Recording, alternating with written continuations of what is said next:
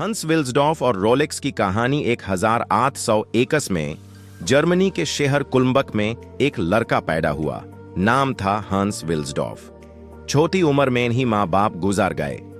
हंस को बचपन से ही मेहनत और जिम्मेदारी सीखनी पड़ी। 19 साल की उम्र में वो स्विट्जरलैंड के एक वॉच एक्सपोर्ट कंपनी में काम करने लगा। वहां उसको घड़ियों के छोटे छोटे पार्ट्स और उनकी एक्यूरेसी का शौक हुआ। उस वक्त आदमियों के लिए पॉकेट वॉच होती थी और रिस्ट वॉच सिर्फ औरतों का फैशन समझा जाता था। हंस को यकीन था कि एक दिन मार्ट भी रिस्ट वॉच पहनेंगे जो न सिर्फ स्मार्ट हो बल्कि बहुत एक्यूरेट भी हो। उन्हें 305 में लंदन में उसने अपने साले अल्फ्रेड डेविस के साथ मिलकर विल्सडॉर्फ एंड डेविस नाम का बिजनेस शुरू किया। वो स्विस मूवमेंट्स इंपोर्ट करते और उनको अच्छी क्वालिटी के केसेस में डाल कर बेचते। हंस का सपना था एक छोटी, पतली और बहुत एक्यूरेट रिस्ट वॉच बनानी। 1908 में हंस ने एक छोटा और याद रहने वाला नाम रजिस्टर करवाया, रोलेक्स।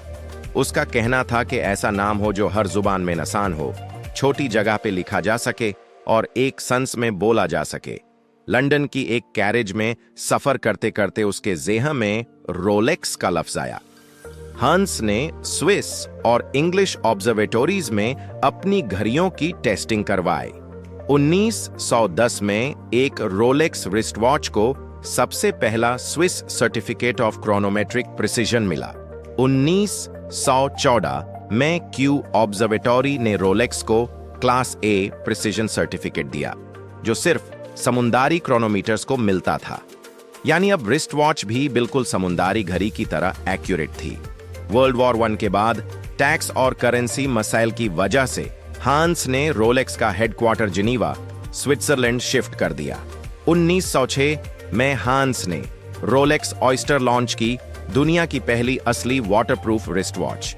उसने एक स्विमर मर्सिडीज ग्लाइडसे को दी जो इंग्लिश चैनल तैर कर क्रॉस कर रही थी। उसके पानी से निकालते ही घड़ी चल रही थी।